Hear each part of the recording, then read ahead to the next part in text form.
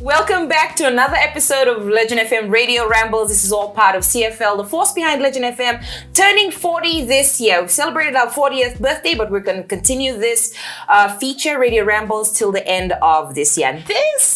Today, I've got the pleasure of interviewing Kali. You may have seen him on Fiji TV, reading the news, but if you didn't know before that, he used to be with CFL. Welcome to the show, Kali. Thank you so much. Just you know what, tell us a bit about yourself for those that don't know you.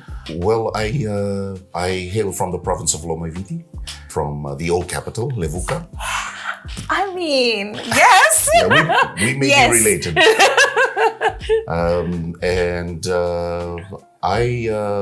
My career has been really colorful.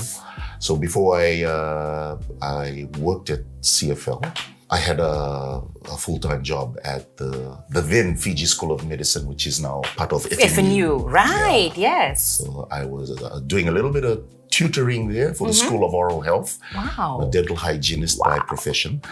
But before I became a dental hygienist, I enlisted in the army. Wow. So former soldier. Yeah, so basically when I was in school, in my final years of school, I had decided I do not want a degree. I was so sick of the classroom. I just wanted to go out there, experience the world, meet new people, go to new places, and have someone else pay for it. So I enlisted in the army in 1987. Whoa! That was the Rambuka coup. Right. And right after I graduated from basic recruitment, I was sent to the Sinai. So I spent a year there.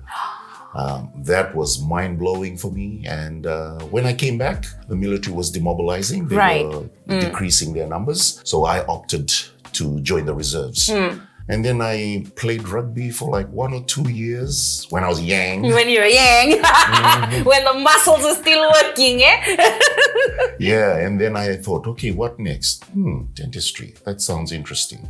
And then so I joined the Fiji School of Medicine. Wow. But I didn't complete my studies because I got bored. Oh, okay. I get bored very quickly. Right, yeah. Well, now when I look back, I said, yeah, I get bored really quickly, you know, when I look back at my life. So it's been a colorful career. I've been, like I said, soldier, dental hygienist, radio personality, media and PR coordinator for USB. Oh. And then joined radio again. In 2005, I was down at FBC. When I left CFL, actually, when I joined CFL, Charles Taylor was the PD. Right.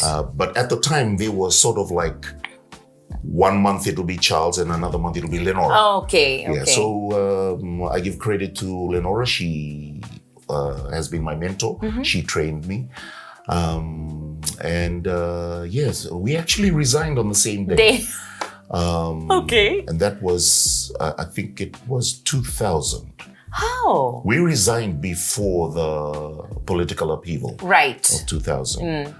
And she went, I think she joined a PR company. I think it was George Rubine, before she went to courts. Okay. Then from courts to Vodafone. But I myself, I went down to FBC. Right. Where I first met Taitusi.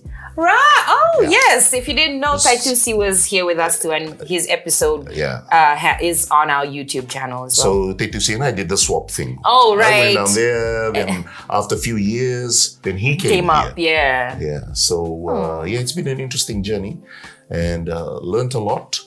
But once I joined the media, I never looked back. I just thought this was what I was meant to do. Right. So I've been on radio longer than I've been on television. Wow. Yeah. So the transition from radio to TV is seamless for people like us. Yeah. Because like on radio, everything is in the voice. Yes. And how you project it and make people believe that, you know, you're setting the scene for what you're talking about. So when you're on TV, the only difference is now they can see you. Exactly. So everything is So when you joined, we were talking off camera, and you said you heard the cattle call for FM 96, and you said, okay, that's that's for me, but I'm not gonna go. So what made you come to the audition? My close family and my very close friends who knew me, and they said, you got a big mouth. That job is for you. But not a big mouth, my goodness. But I really am an introvert. Right, okay. I can be out here. What you see in front of you is my Oscar performance. Okay. But then I always need my me Your time, yes. Where I prefer to be alone and all that. So I refused, but they made sure that I showed up that day. And Viricilum Bondromo was conducting the auditions. And when I went into the fishbowl, they call that the fishbowl. It's different now. A lot of extensions and rooms. So after I did a local news, international news, and I had to do a commercial. Right. And my commercial was about ladies' shampoo. So I think they were sold from that time on with this voice. Yeah, of course. Doing ladies' Who shampoo. wouldn't be? But they said to me, you're looking at the form that I had filled in, and they said, oh, you got a full-time job. It says here. I said, yes. Okay, so why did you? Because this position is for a full-time position. I said, I know that, but I thought maybe you could use my voice for commercials or as a part-timer. Yeah. Mind you, I had never done anything about, in radio or anything like that. So they said, okay, don't call us, we'll call you. And I thought that was the last I was going to hear from them. Yeah. Until 2 days later, lo and behold, Lenora called me. And she asked if I could spend some time and come and have a meeting. And then, that's how I started my radio journey. Started as a part-timer. Right. And I used to sit in for all the other shows except for breakfast because it was Tukini. Right, Okay. Show. So sometimes I sat in for Lenora on the mid-morning, sometimes on Drive for Charles. Right. And sometimes on the Tonight Show with Semi Francis. Oh, okay. Yeah, and the weekends, I worked weekends with all the other part-timers. So we were part-timers, myself, Ateda Lendua, yes, who was also William Parkinson's secretary. And we had Opeta Alafayo.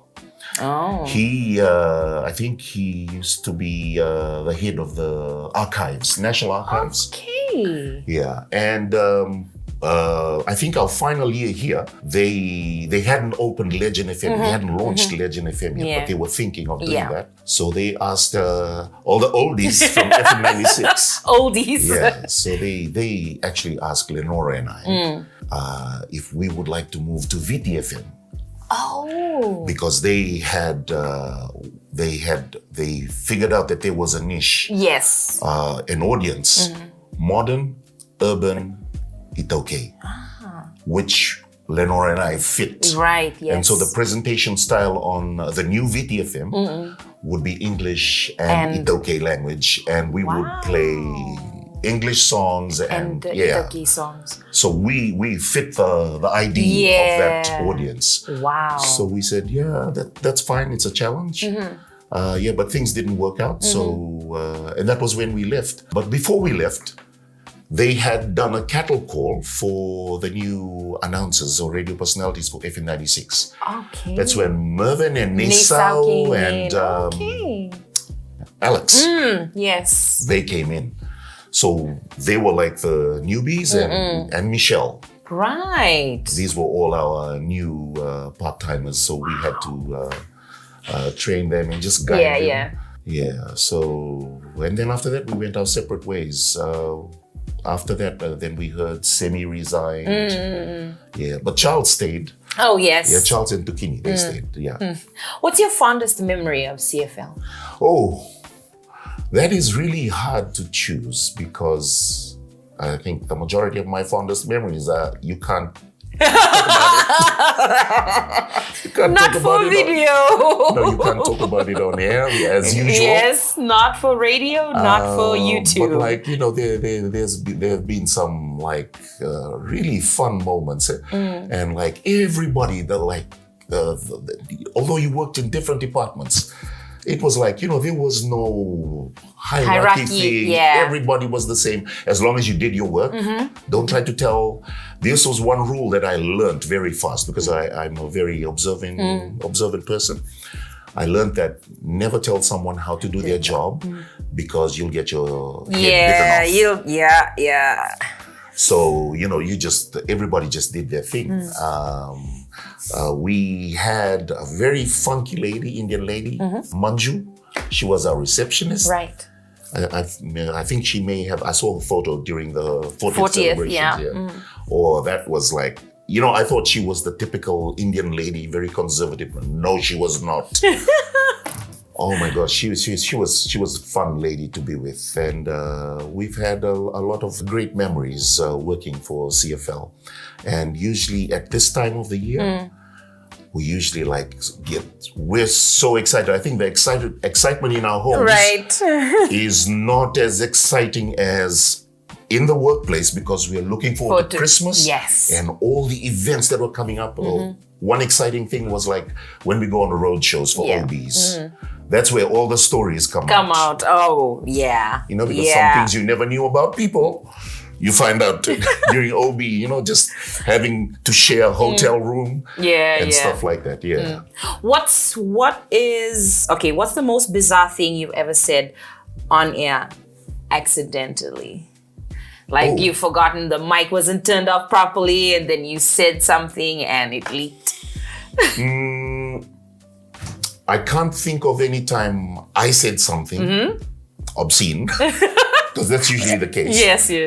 But I have so many memories of people actually, and they forget that the mic is still on, Yeah, not so much myself. I can't remember a time because when I'm sitting there, I'm really conscious that people are listening, and that's the way I was taught. Like always, don't think that, people are listening to you. Yeah. But when you start off on the graveyard shift. Usually towards the morning, no one's listening. And I've been tempted to say some things, but then no, because I get calls in the morning. Oh, can I make a dedication? Oh, okay, people are listening, so I won't say anything stupid. Yeah. Oh, well, you're the lucky one. You're like the minority. I know, right? We've all been there, I'm like... to say something like it would affect me for days if I did. Really? Yeah. Because I'm very self-conscious. But it was really fun. And it was such a joy to work here, and one day when you get to this age and you look back and you said, it really was fun. Yeah. Fulfilling. And we've had dramas. Yeah. Oh, of course. Especially on weekends. I can remember a few dramas that happened when I did breakfast on Saturday and like the spillover from the Friday night. Yes. People didn't go home, but they came here to sleep. Those kind of things. And then spouses showing up on Saturday mornings looking for their significant other. Yeah. Oh, yes. Yeah. What's one radio skill that you've learned while being here that you still use today that has come in handy for you?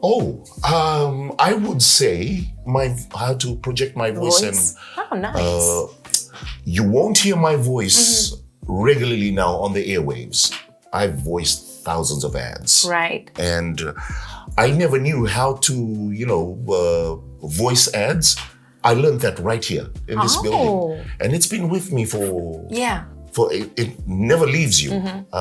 So today I get calls to do documentaries. Right, yeah. Yeah, and also voice cinema ads. A lot of times, even now when I'm on TV, people still don't recognize my face. Because I did mention that I've been on radio longer than I've been on TV. TV. Yeah. So sometimes I walk into a shop or a restaurant or something, and then I order something. Yeah. And then the person says, "Your voice sounds familiar." And I go like, "Just my voice." Not my face. And they said, yeah. It's your voice. I heard you. I heard that voice somewhere before. So I just stand there and I wait for them to recognize my face, but they never do. It's the voice. And then I don't speak to them. I just carry on. And then they finally, when it hit them, they come to, "That's right, you were on radio. You were on radio." And I look at them and I said, yeah, but like I'm no longer in radio now, I'm on TV. Ah, right. Yeah. Now I recognize your face. So it's always the Voice voice. first. That's why that was the greatest skill that I learned is doing voiceovers and all that. And when I first joined, they really wanted me to voice all the station liners. We had Ray Masisela here. Right. So he was the production guy.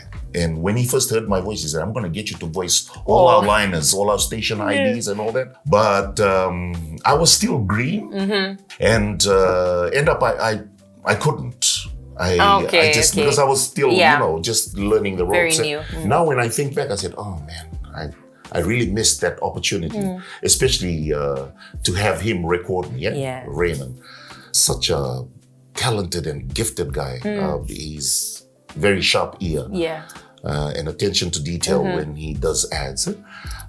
So yeah, that was one thing I learned from radio that's been with me all my life is how to project my voice and how to,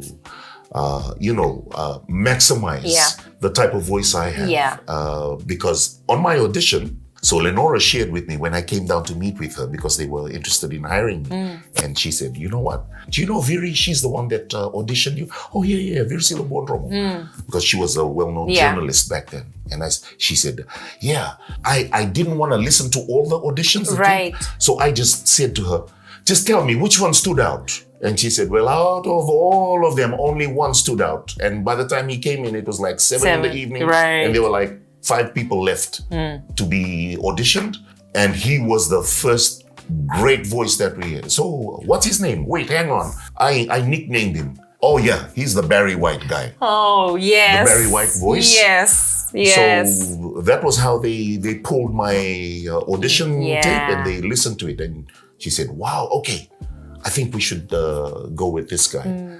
So that was how I stood out my voice. Yeah. And that was the thing I learned in radio, was how to project my voice and how to... so when I started my radio journey, everything was like... So transitioning to television was like... Yeah, easy. Seamless. Yeah, yes. very easy.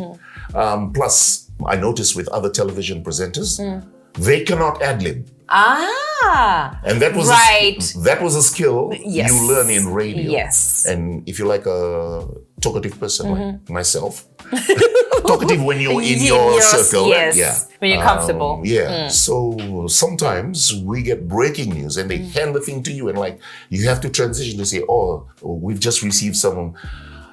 I notice other presenters they need it scripted. And they need to have it on the teleprompter. So I'm like, it's just easy. You just say, oh, we've got some news to have. Blah, blah, blah. And that's why I really am grateful that I came through radio first. Right. When in my radio days, a lot of school kids or university students used to ask me, what does it take to be a great or a good radio announcer? Yeah.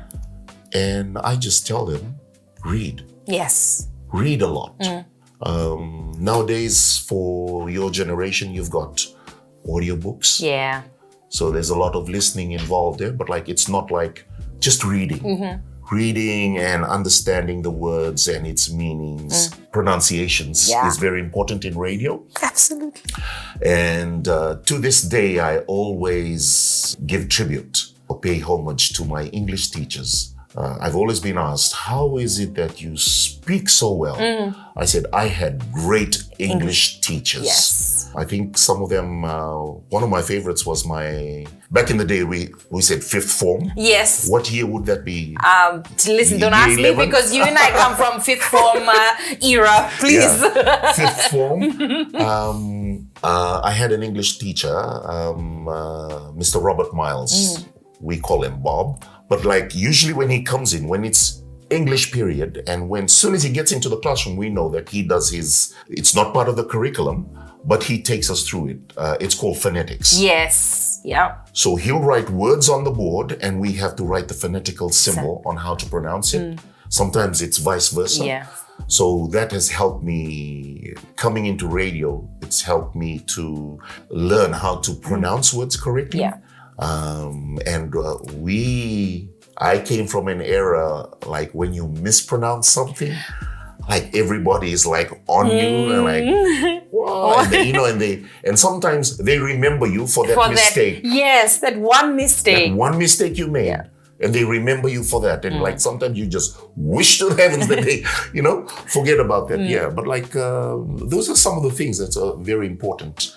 To be a public speaker, just read and know things, yes. And have some depth in what you know about people, about other places. Yeah. It'll make your career in radio really interesting and fun as well. So apart from reading, what would you want to say to somebody that's thinking of joining the radio industry? Right. I'm just gonna say, like, I've been to a lot of auditions, like we do cattle calls here and also down the road at FBC. And one thing we usually say to them when we're talking to them while they're filling in the forms outside before they come in for audition, before they're called in, is don't try to be anyone else. Yes. Just be yourself. Because when you try to imitate someone or speak in a way that you don't usually speak, it's a tell. Yes. You can easily tell someone who's putting on. So just be yourself, and that way you will most likely be chosen. And then the training comes after. Just be yourself. Yeah. Don't try to impress by being someone else that you're not and that you're not used to, because like it's really difficult to put on an act when people are there watching. Yeah. And I'm not sure if I should reveal this secret or not, but like we usually tell this story when we're drinking grog with people who are not in the radio industry. We usually say, when people come for auditions, you might look through the glass and you see one person there, but like on the side, there's like a big bunch and they're making fun of you. Yes, everyone's watching you. Yes. Yeah. And they're making fun of you. And when you mispronounce a word, they're laughing, big belly laugh in the corner. Of course, you can't hear them. Yeah. And then I remember one time at FBC, we had a audition. Oh, and this ridiculous girl comes in and she put on an accent and everything. And like the worst of the worst were hidden. Right. And the speaker was loud and they were rolling on the floor laughing because she was going on and she mispronounced every single word. No. And then here was Miss Shirley Tang sitting there doing the audition, and she's trying to keep a straight face. And if you know Shirley, she cannot keep a straight face. First of all, her face goes really red. And she's she's trying to keep it calm. And half the time we're laughing at her because she's trying to not keep it together. that there are people there listening to you. But yeah, that was one of the times we're like, oh man. And sometimes it's really to give advice to those who are aspiring to be radio personalities. When you come for audition, just be yourself. Because like sometimes when even if you're the person doing an audition, some auditions are really painful. Yeah. It is really painful to watch. Even though before they start, you tell them, just be yourself. Be yourself, don't be nervous. Yeah, don't be nervous. Just be yourself. Just talk about yourself. Where you're from, how many siblings, your parents, blah, blah, blah. And when we say that, we're just not being nosy. Yeah. But we see how you talk about yourself and your diction, your choice of words, and that helps us make a decision. So just a few key points to remember when you come for audition, to be like the great Victoria. No. Just be yourself. Just be yourself. Thank you so much for joining us today on our Legend FM Radio Rambles. Again, remember you can look at our previous videos. We spoke to Kim. We spoke to Neil Foon. We spoke to Kim and Neil Foon together. We spoke to Taitusi. And I spoke to Neil's Sarah. been here. Yes. Oh spoke to Sarah Servatu. So you can find all those videos on our Facebook page. And Kali, thank you again for joining us. Thank you very much. It's been a pleasure.